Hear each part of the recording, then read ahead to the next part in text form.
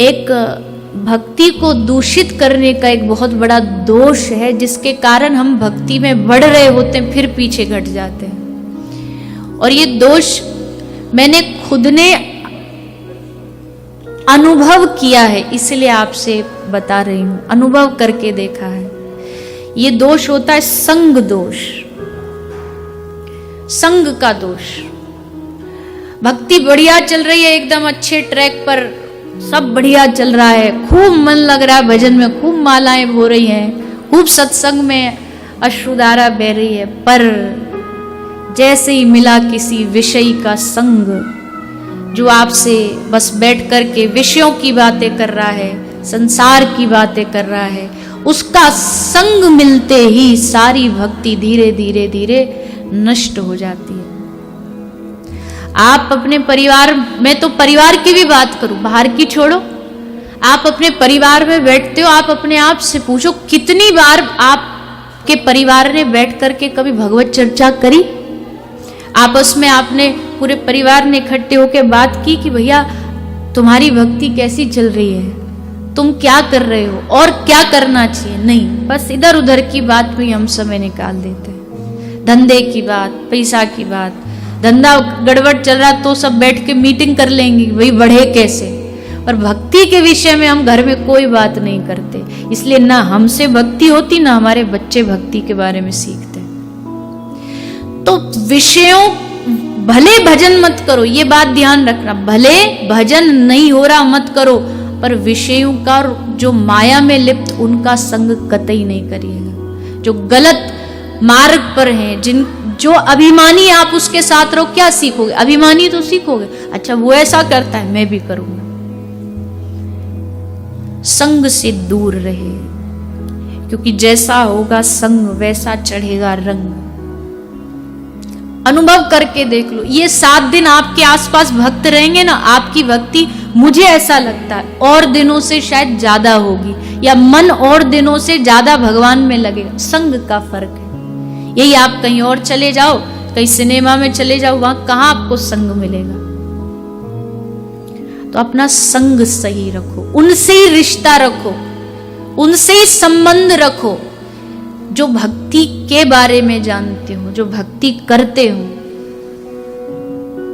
फिर महापुरुष कहते हैं, मीराबाई ने बाबा तुलसी को पत्र लिखा कि महाराज मेरा परिवार कोई भी ना मेरी भक्ति से प्रसन्न है, ना वो स्वयं करते, मैं क्या करूं?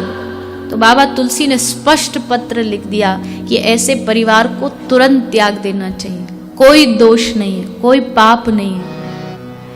अगर उनके भक्ति नहीं है हृदय में तो त्याग दो, भले वो तुम्हारा अपना ही क्यों ना हो।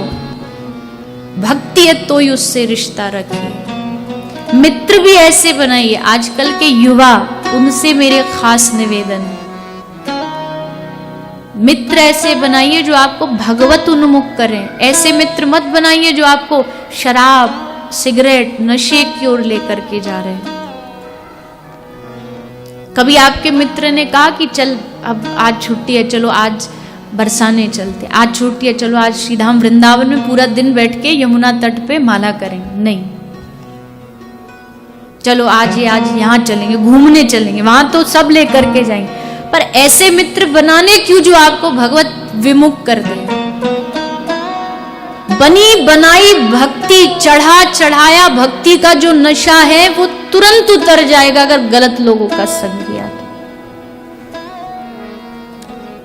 इसलिए गलत संग से दूर रहिए।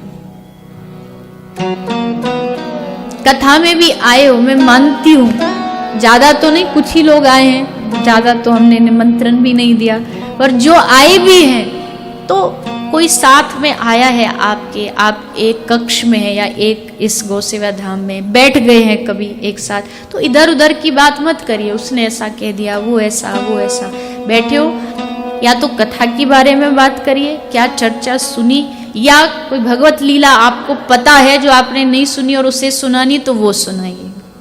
नहीं है कुछ भी बात करने को तो अपनी माला करिए। हम अपना सबसे अधिक समय व्यर्थ करते हैं बातें करने में, व्यर्थ की बात, बड़ चुप रहिए, जितना हो सके चुप रहिए। जितना आप चुप रहेंगे ना, उतना आप अंदर से अपने आप को प्रसन्न, आनंदित महसूस करेंगे। हम अपना सारा बल बोलने में खराब कर देते हैं। तो आप लोग के मन में आ रहा होगा, सबसे ज्यादा तो यही बोलती है। हम तो फिर भी चुप बैठे सुन रहे हैं, बोल तो ये रही है। ठीक है, ये बल देता है, ये बोलना बल को खत्म नहीं करता, ये तो बल देता है।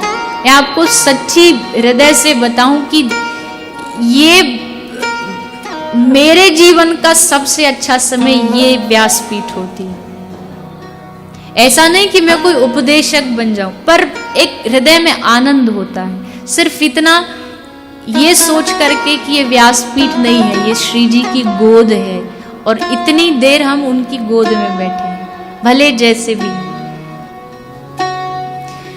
तो इसके अलावा आपका कोई कार्य है तो कम शब्दों में कितना काम चल जाए वो ध्यान रखें। कम शब्द, जितने कम शब्द में आपका काम निबट जाए निपटा लो, फिर चुप, फिर बेकार की बातें मत करो, इधर उधर की नहीं। माला लो हाथ में, माला नहीं छूटनी चाहिए आपके हाथ से। ये मैं कह दूं, ये हम सब सीख रहे हैं भक्ति को करना, इन्हीं चीजों से भक्ति आगे बढ़ेगी।